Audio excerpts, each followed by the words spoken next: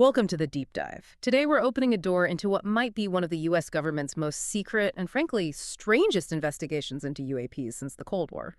We're talking about the Defense Intelligence Agency's, its Advanced Aerospace Weapon System Applications Program, AAWSAP for short. And what we found diving into these documents is that this was not some theoretical exercise. No. Not at all. That's right. This was a fully funded $22 million U.S. government study.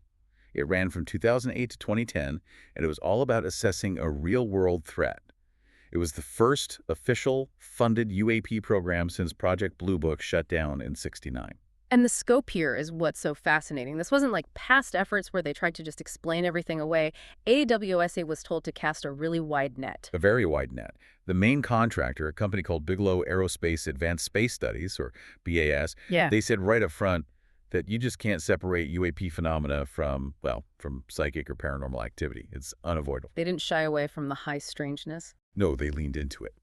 They knew that to understand the threat, you had to look at the physical object and the impossible effects it had on people and machines. They looked at 12 technical areas. But for us, the real insights come from 3: control, materials, and configuration. Okay, let's unpack that, starting with control.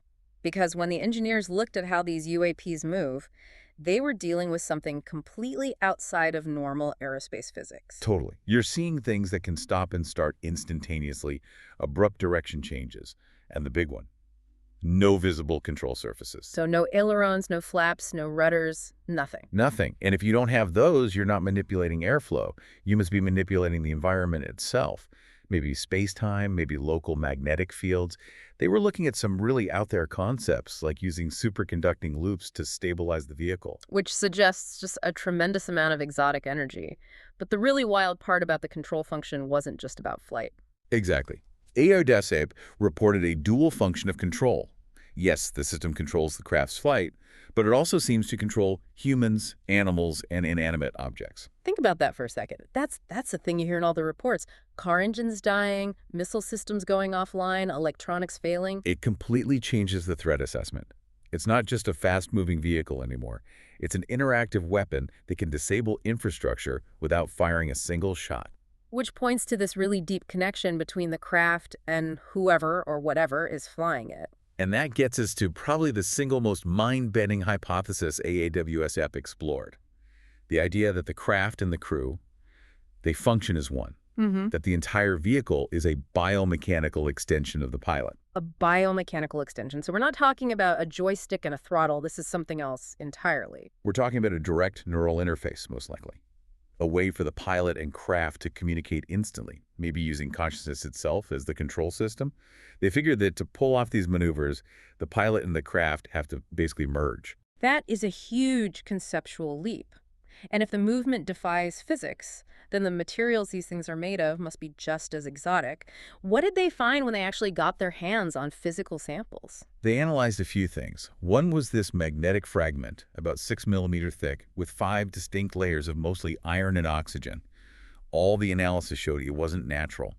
Not a meteorite, not volcanic, not part of any machine we know of. And it had been exposed to some serious heat. Yeah, around 650 degrees Celsius. Yeah. Which just complicates everything. But then they also looked at material from the most famous case of all. Roswell. They analyzed a fragment that was supposedly from the 1947 crash. It was mostly silver and copper. But the confusing part at first was that the isotopic ratios matched terrestrial materials. Wait, okay, so if the isotopes are from Earth, how can it be exotic? That sounds like a contradiction. It is, and that's the core puzzle. It's why the structural analysis was so important. Because even though the isotopes were normal, the structure was anything but. One tiny piece, just 0.015 inches thick, had 19 perfect alternating layers of silver and copper. 19 layers in that tiny space. 19 layers. And get this, the copper hadn't corroded. The silver hadn't tarnished, not after decades. That just doesn't happen with normal metallurgy. Yep. It's stable in a way our materials aren't. So the structure is the smoking gun. And this leads to an even bigger idea they were exploring, programmable matter. Yes. The hypothesis was that this isn't just a static material. They were looking at the idea of using microscopic quantum dots that could be electronically configured to mimic any atom. So you could change its properties instantly. Instantly.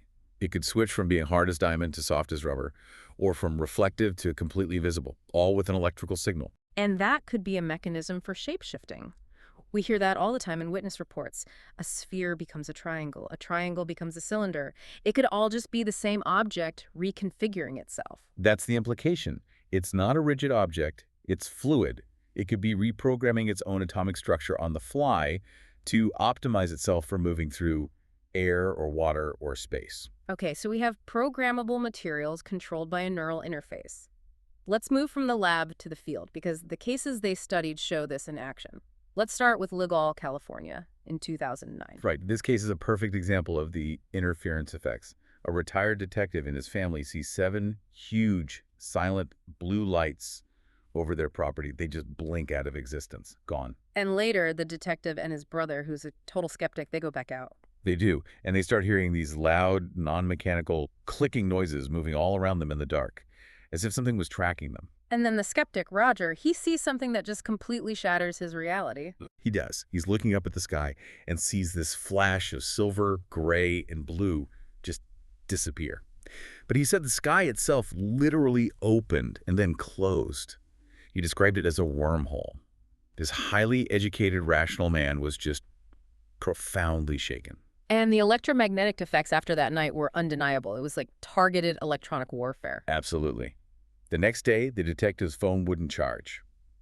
And later, he finds that the video he took of the lights, along with dozens of his personal photos, were just wiped, gone. But the real proof came when the AAWSAP team showed up with their own gear. Right.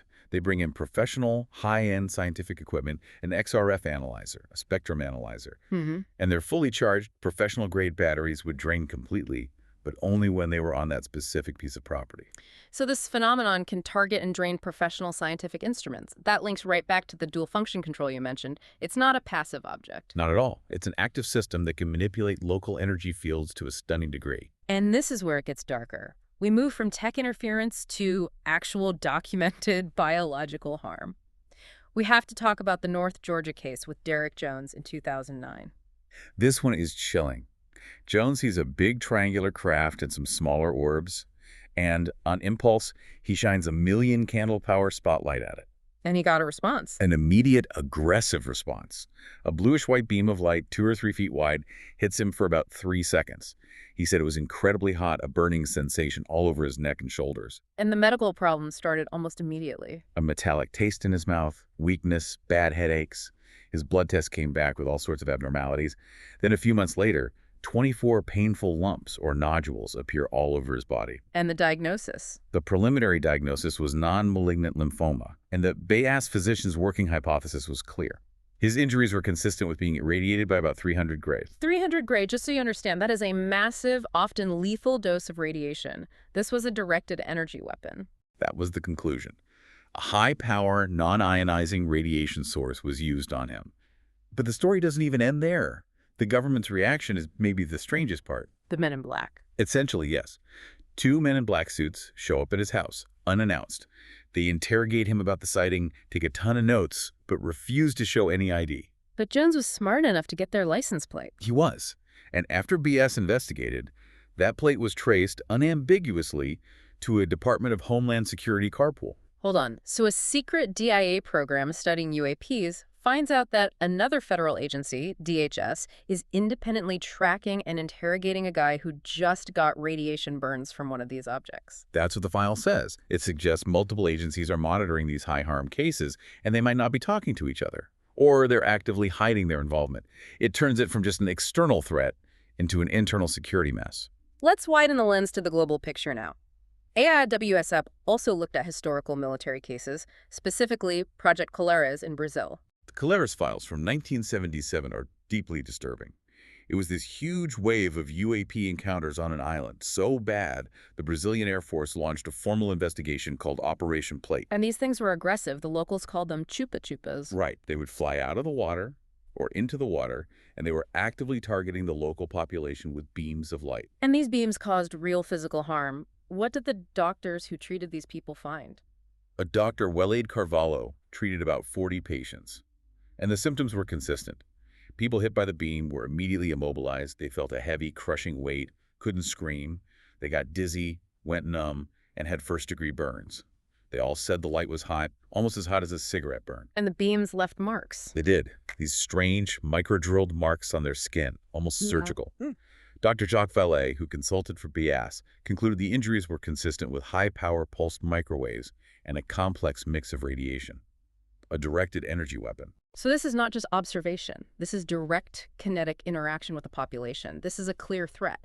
But there's one last twist in the Colares file, something that doesn't fit the aggression narrative. There is. Bayes was trying to document the case of a woman named Bernadette Justiniano Gomes.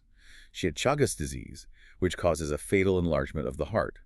After an alleged encounter with a UFO pilot, her heart shrank back to normal size. So it healed her. It seems so. It just shows how complex this is. It's a threat, it's advanced technology, but there's also this potential for both harm and, apparently, healing. So when you put it all together, what was AAWSAP? It was a DIA program looking at impossible physics, exotic shape-shifting materials, real health consequences, and deep government interference. The takeaway is pretty clear. Advanced technological platforms of unknown origin are real, they defy our physics, and they interact directly with us and our technology, sometimes with very serious consequences. The threat is real. Which brings us all the way back to that first, most provocative idea about control the craft as a biomechanical extension of the pilot. Exactly. AAWS was looking at things like quantum computing and brain-machine interfaces as the next steps for our own aerospace programs, to try and achieve what these UAPs can already do. So if the UAPs the DIA studied require this unsettling merger of consciousness and technology to fly, what does that say about the kind of relationship that's needed to truly master next-generation flight?